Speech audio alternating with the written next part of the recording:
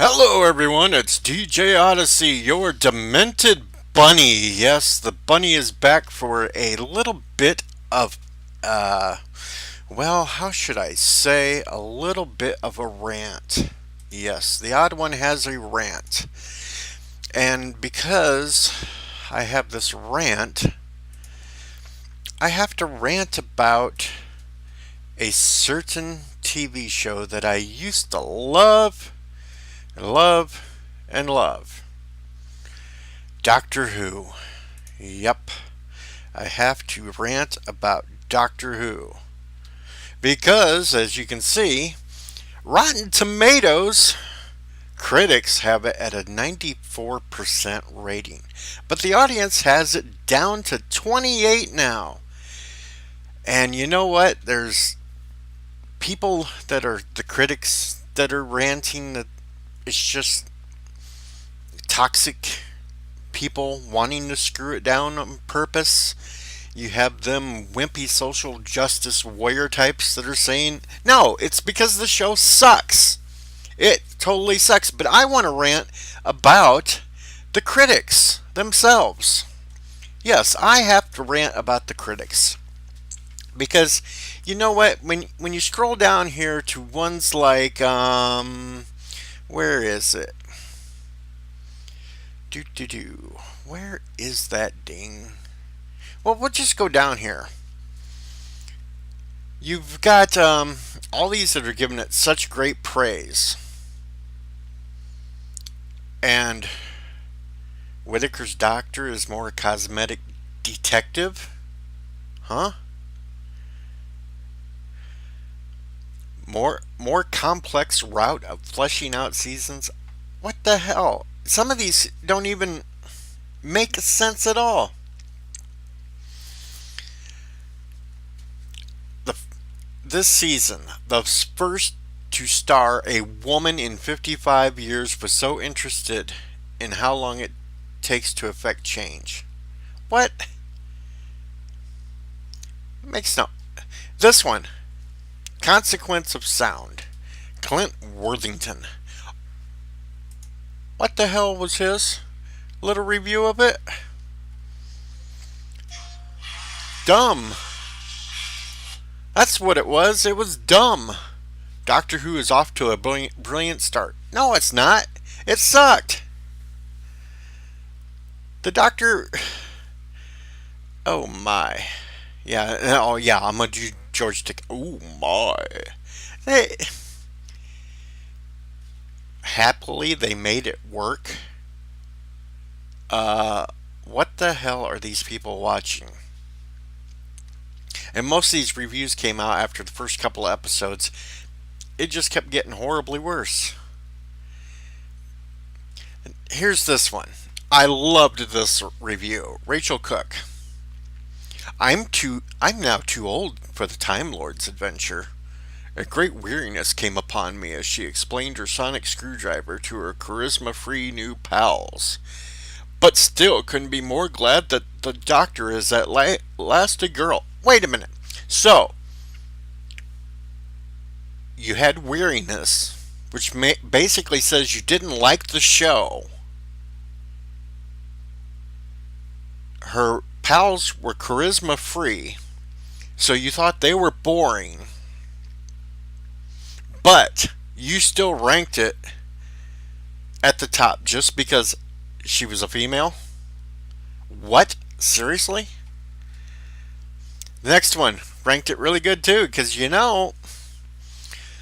while the first adventure for Ryan Graham lacking in fun sci-fi adventure department. Yeah, okay, so you didn't like it because it wasn't good sci-fi, but you still ranked it up there damn good because what? Joining the ranks of fantastic doctors? She is not joining the rank of fantastic doctors. She has basically taken over Cullen Baker's spot as the worst doctor ever.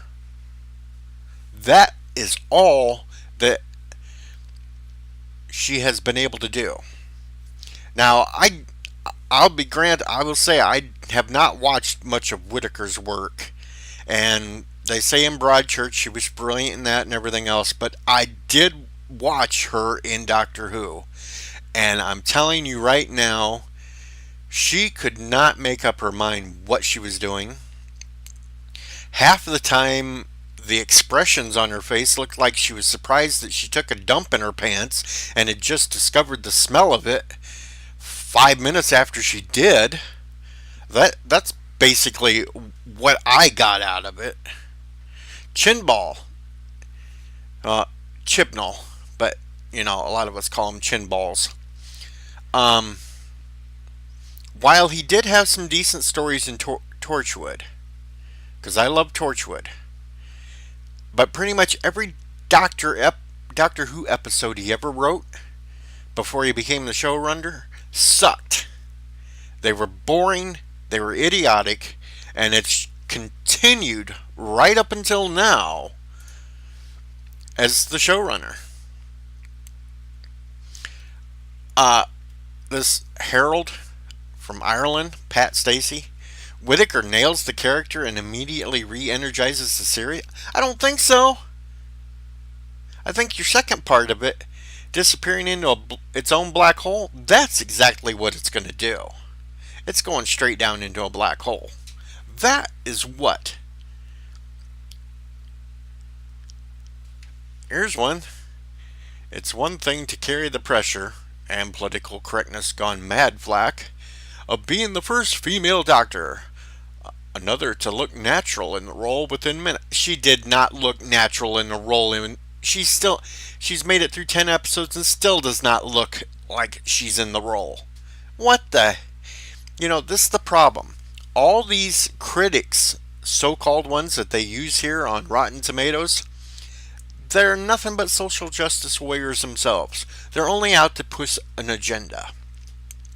This agenda is basically, how should I say, just to push a narrative that white men are bad, capitalism is bad. That's all they're doing. And you can keep reading through these. That it's just basically the same little script that they're all talking from. They just changed the things around in a little bit of a twist. And I got this really bad feeling for this New Year's Day special that they're having. The Daleks. I'm sorry, but they're going to screw it up. They will. My bet is they only show them for a short little time, and the rest of the time it's like, yeah, we won't deal with it too much. It's just horrible. Yes, it is. But I digress. A doctor for our age. What age is that? A 2-year-old? That's another thing that pisses me off. You got these ones that call it a children's program. Alright, originally, when the first Doctor originated, it was more of an educational show geared towards younger people, but they found that model did not work. And that's why it was completely switched over to a sci-fi show geared more for kids, younger adults. They got away from the whole bow beating thing of trying to educate and just made it into a good sci-fi show. And that's why it lasted so long. Because it was a good science fiction show for everyone.